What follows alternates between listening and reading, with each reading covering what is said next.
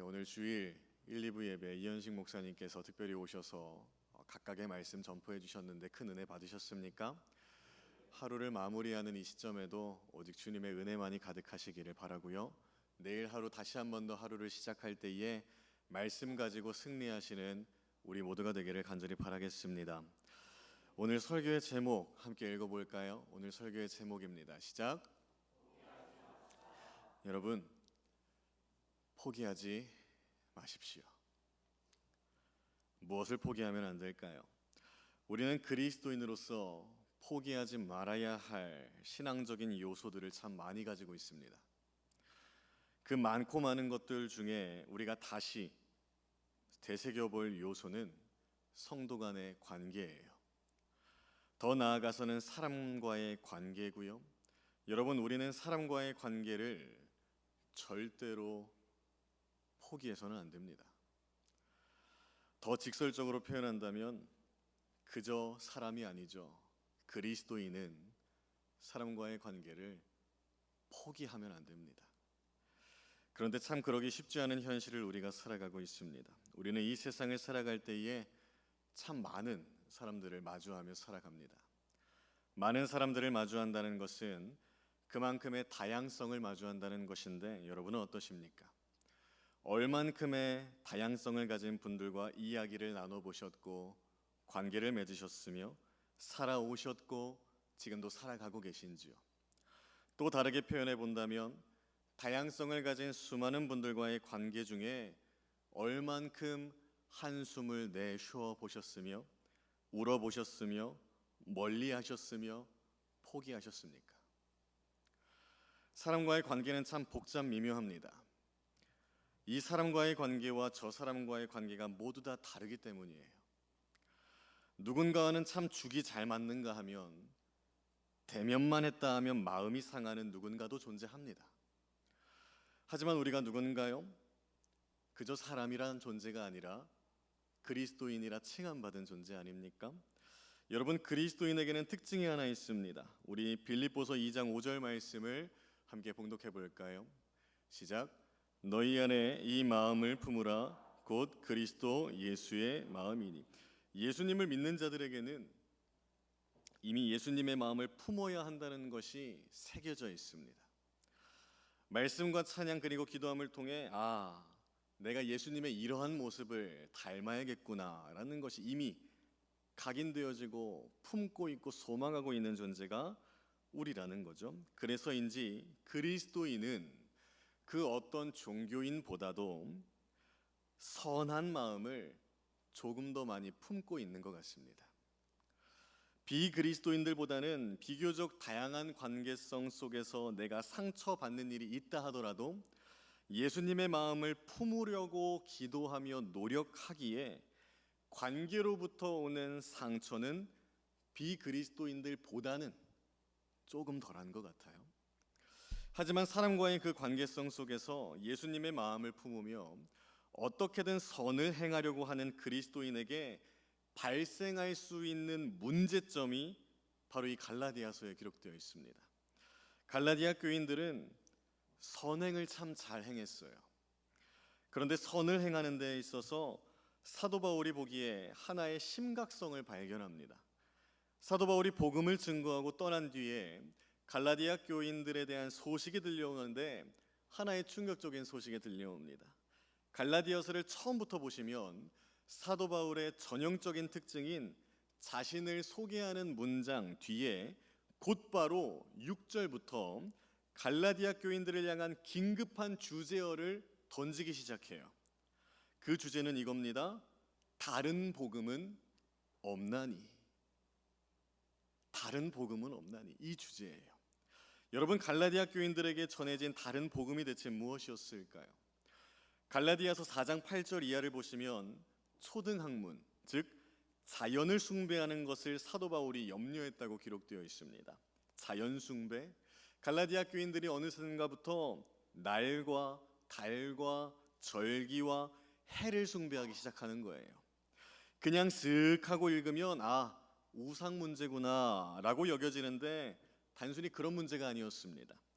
사도 바울이 갈라디아 교인들을 향한 고백 중에 제일 많이 등장하는 단어는 율법의 행위와 믿음이란 거예요.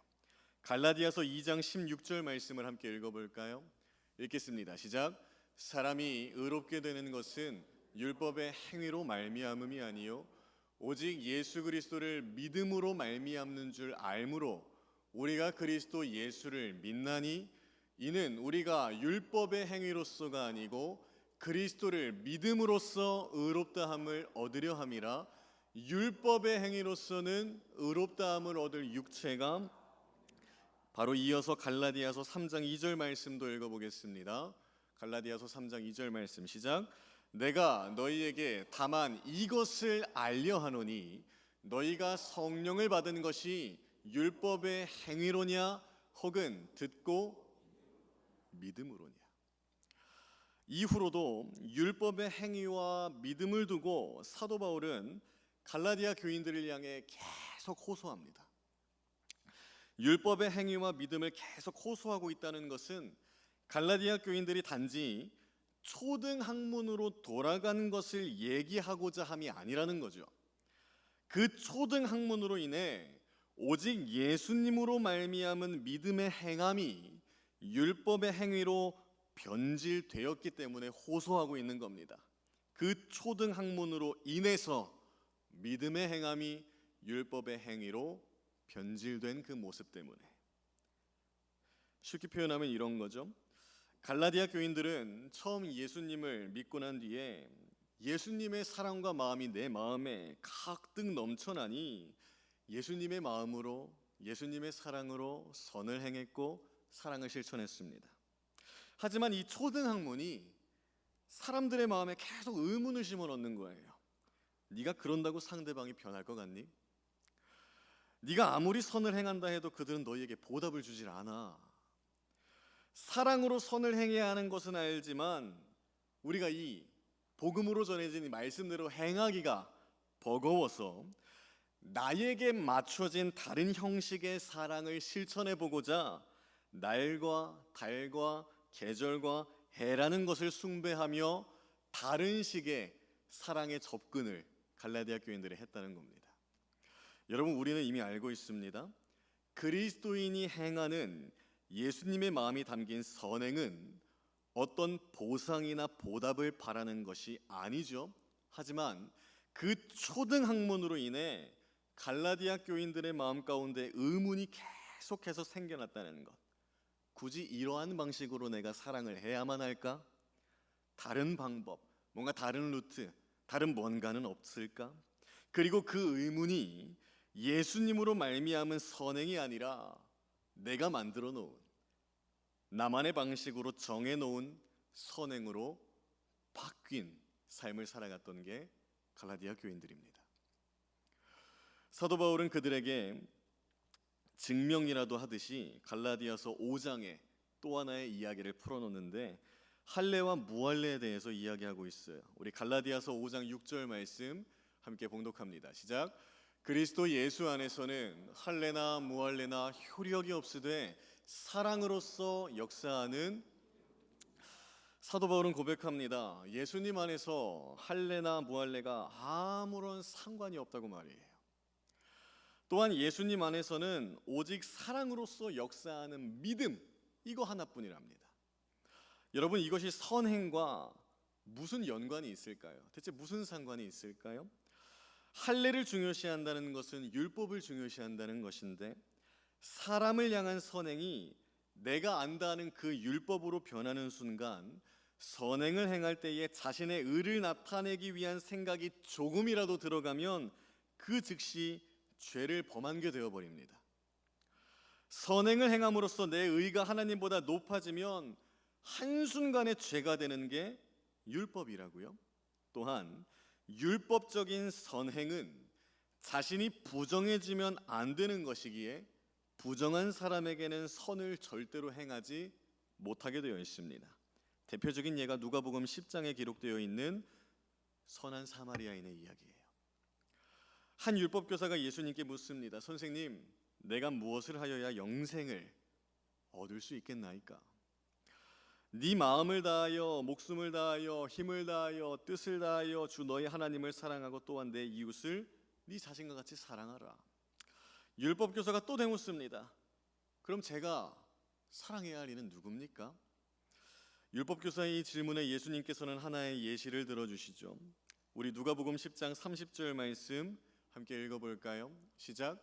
어떤 사람이 예루살렘에서 여리고로 내려가다가 강도를 만나매 강도들이 그 옷을 벗기고 때려 거의 죽은 것을 버리고 이 예화에서 제사장과 레위인은 어떻게 합니까?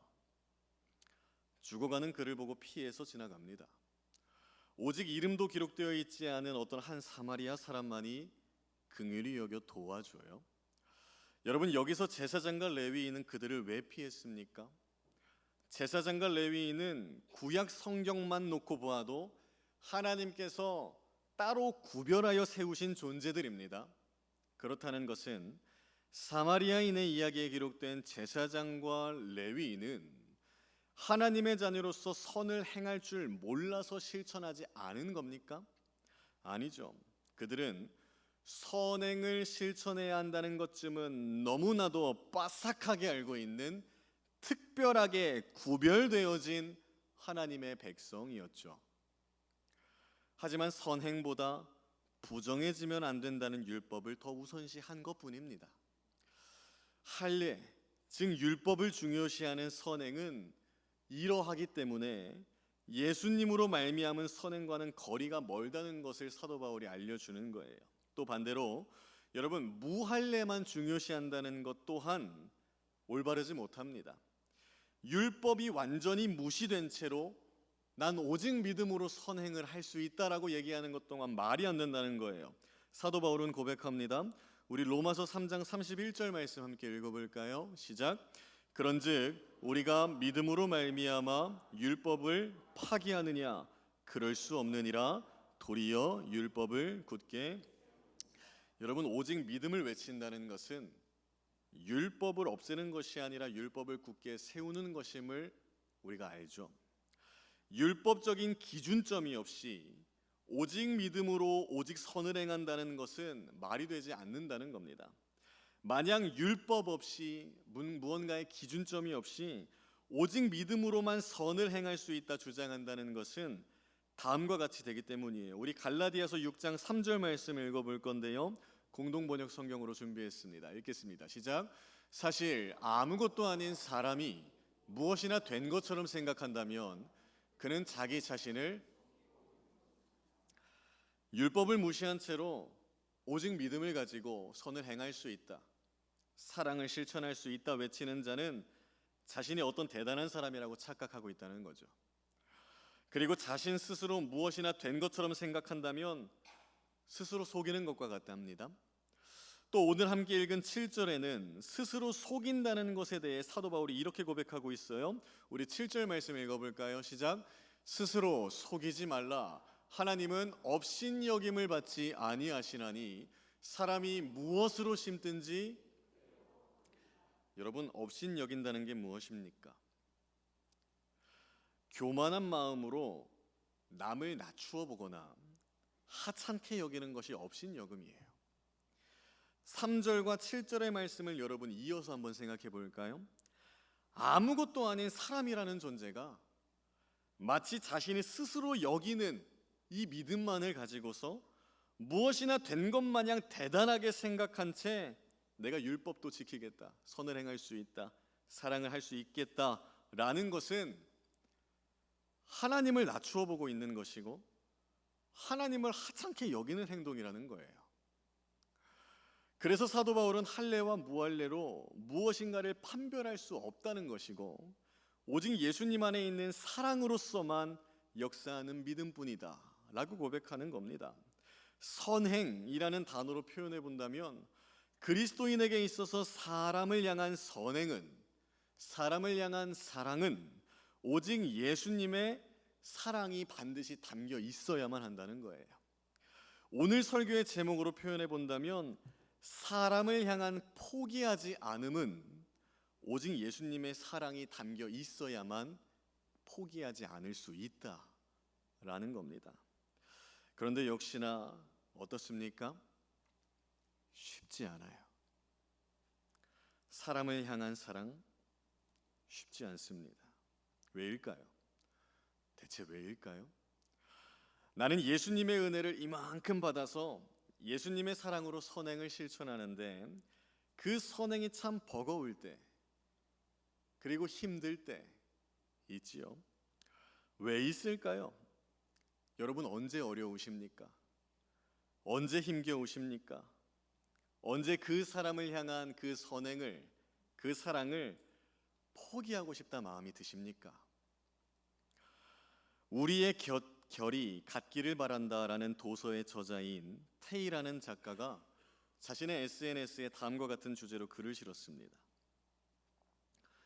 서서히 사람들을 챙기지 않게 되는 이유. 제가 그 글을 한번 읽어드릴 테니까 한번 생각해 보시길 바랄게요. 주위 사람들을 잘 챙기던 사람이 그것을 그만두게 되는 시점이 있다. 바로 보람이 없음을 느끼는 때다. 무언가를 돌려받고자 건넨 배려는 아니었지만 그저 조금 더 행복하기를, 지금보다 덜 힘들어하기를 바라던 진심이 무색해지는 순간, 실은 그저 밑빠진 독에 물붓기였음을 깨닫는 순간, 오랜 시간 챙겨주던 사소한 일들조차 모두 그만두게 한다. 사람은 보답이 아닌 보람이 없을 때 진짜 마음을 정리하게 된다. 이 글을 쓴 작가님에게는 서서히 사람들을 챙기지 않게 되는 이유를 이와 같이 고백하였습니다. 공감이 되는 부분이 있으십니까? 저는 사람으로서 참 공감이 될 만한 단어들과 문장들을 잘 사용했다고 보고 있어요. 여러분, 방금과도 같은 글에서 저는 그리스도인으로서의 태도가 묻어난 문장들이 마음에 참 와닿았습니다. 그리스도인은 무언가를 돌려받고자 배려와 선행과 사랑을 실천하지 않습니다. 특히 나에게 찾아와주고 나와 연결점이 있는 모든 이들이 나에게 주어진 예수님의 사랑이라는 이 통로를 통해서 그저 조금 더 행복해지기를 바라고 또 덜 힘들어하기를 바라는 이들이 그리스도인 아닙니까? 하지만 그리스도인이라 할지라도 사람인지라 한 영혼을 사랑하기 싫고 정말 포기하고 싶을 정도로 마음이 요동칠 때가 있는데, 그때마다 아무리 예수님의 마음을 품으려고 기도도 해보고 노력을 해봐도 나 혼자만 이렇게 마음고생하면서 계속 이래야만 하나 하는 때도 있지요. 비그리스도인과의 관계뿐만이 아닙니다. 그리스도인과의 관계에서도 마찬가지예요.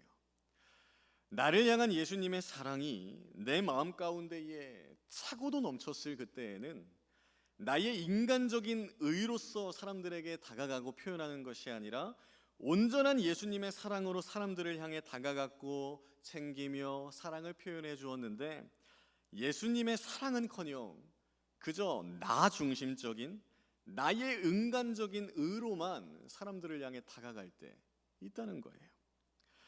저는 이 글이 그리스도인의 삶 중에 참 인간적인 모습이 잘 섞여 있는 글처럼 느껴졌습니다. 그런데 계속해서 이 작가님의 글을 읽고 있다 보니까 하나의 단어가 제 가슴을 찌르더라고요.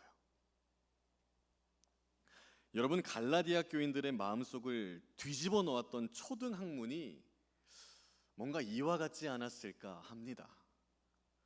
나는 진짜 예수님의 마음 닮아가기 위해 노력하고 신앙생활 잘 해보려고 하는데 예수님의 사랑을 가지고 사람과의 관계 속으로 막상 들어가 보니까 너무 힘든 게 뼈저리게 느껴지기에 예수님으로 말미암았던 그 사랑의 감정이 어느 순간 세상의 여러 위로의 언어들로 대체되면서 이전에 죽어있던 나의 초등 학문이 말씀보다 앞서고 있는 삶을 우리가 살아가고 있지는 않은가. 쉽게 표현하면 이런 겁니다. 여러분, 하나님께서는 원수를 사랑하라 하십니다. 그런데 그게 안 되어서 너무 힘들 때 여러분 제일 먼저 생각나는 문장이나 단어나 생각이나 있지 않습니까? 뭔가요? 뭔가 나를 향해서 괜찮다라고 말씀해 주실 것만 같은 하나님의 음성, 그렇게까지 안 해도 주님께서 다 아시겠지 라는 생각, 그렇게 한 것도 어디야, 잘한 거야 라는 위로의 단어들, 뭔가 뒤엉킨 나의 마음을 풀어주고 위로해주는 생각들, 문장들 계속 떠오르지 않으십니까? 여러분, 사람과의 관계를 주제로 하고 있는 수많은 인문학 강의들 한번 생각해 봅시다. 죄다 상한 나의 마음을 어찌 그리 알고 공감해 주는지 위로해주고 잘 긁어주는 이야기들 아닙니까? 여러분, 그들이 대중들에게 전하고자 하는 메시지를 비방한다거나 틀리다 말하려는 게 아니에요. 여러분, 지금 이 시간 우리가 초점을 맞춰야 하는 것은 이겁니다. 우리는 어느샌가 말씀 따라 사는 것이 버거워질 때 말씀보다 나를 향한 위로의 언어를 더욱 우선시하며 살아가고 있지는 않은가를 생각해 봐야 돼요. 사람과의 관계 포기하면 안 됩니다. 절대로요. 그리스도인은 포기할 수가 없어요.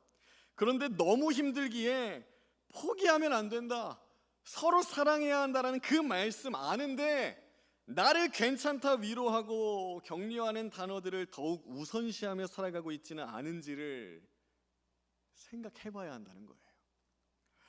여러분, 세상의 초등학문이라는 것은 사람이라는 몸을 입고 있는 우리들의 몸에 보고 들은 것들로 말미암아 다양하게 깊이 있게 배어 있기에 우리의 자아나 옛 이성 또한 세상의 초등학문일 수 있다는 것을 기억하셔야 합니다.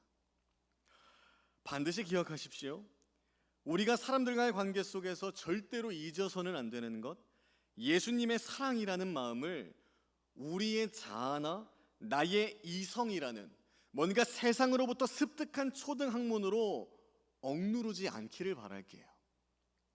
사람과의 관계성 사이에서 하나님의 사랑이라는 말씀이 나의 심령을 찌르고 쪼갤 때에 절대로 괜찮다라거나 위로하신다라거나 격려하신다는 것을 사랑하라라는 말씀보다 우위에 세우지 마시라는 겁니다. 하나님이 우리에게 먼저 말씀하신 것은 사랑하라잖아요. 사랑하라. 이것이 받아들여진다면 우리에게 있어서 포기되어져야 할 사람은 한 사람도 없습니다. 여러분, 우리 이번엔 8절 말씀 함께 읽어볼까요? 8절입니다. 시작. 자기의 육체를 위하여 심는 자는 육체로부터 썩어질 것을 거두고 성령을 위하여 심는 자는 성령으로부터 영생을. 만일 우리에게 배어있는 그 세상의 초등학문이 예수님의 사랑을 통한 선행보다 앞서고 있다면 우리도 모르게 내 육체만을 위하여 심고 있는 삶이 된다는 겁니다. 아무리 그리스도인으로서 그리스도인의 마음을 품고 선행을 한다 하나 썩어질 것만 거두게 되어 마음만 상하게 된다는 거예요. 사도 바울 또한 갈라디아 교인들을 향한 마음이 그러하였기에 그들을 향해 9절과도 같이 고백하는 겁니다. 우리 9절 말씀 함께 읽어볼까요? 9절입니다. 시작. 우리가 선을 행하되 낙심하지 말지니 포기하지 아니하면 때가 이름에. 만일 여러분 포기한다면 어떻게 될까요? 상상하기도 싫습니다. 포기하지 마십시오. 절대로 포기하지 마십시오. 9절에 기록된 것처럼 예수님의 사랑을 담은 선행을 끊임없이 담고 전달한다 해도 낙심될 때 분명 있으실 겁니다. 이미 경험하셨잖아요. 그러나 낙심하지 마시고 포기하지 마십시오. 포기하지 않으면 반드시 때가 이를 것이고 거두게 될 거라 말씀하지 않습니까? 이어지는 10절 말씀도 함께 읽어볼까요? 10절입니다. 시작. 그러므로 우리는 기회 있는 대로 모든 이에게 착한 일을 하되 더욱 믿음의 가정들에게. 사도 바울은 모든 이들에게 예수님의 마음을 품으며 선을 행하되 강세를 두고 있는 것이 있죠. 더욱 믿음의 가정들에게 할지니라. 여러분, 우리 큰빛교회가 대가족 아닙니까? 우리 큰빛교회 안에서 대가족으로 형성된 우리끼리 끝까지 예수님을 닮아 더욱 사랑하시고 더욱 선을 행하시며 포기하지 마시기를 바랍니다. 우리 성도들 간의 교제가 포기되지 않고 끝까지 예수님의 사랑으로 하나가 될 때에야 하나님께서는 반드시 정한 때에 사랑의 결실들을 거두게 하신답니다.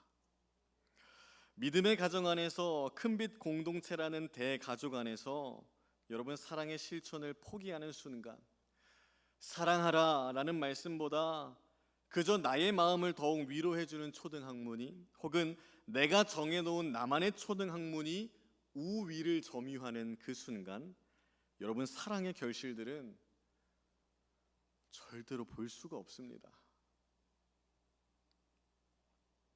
우리가 바라봐야 하는 것, 우리가 봐야만 하는 것, 사랑의 결실들 아닙니까?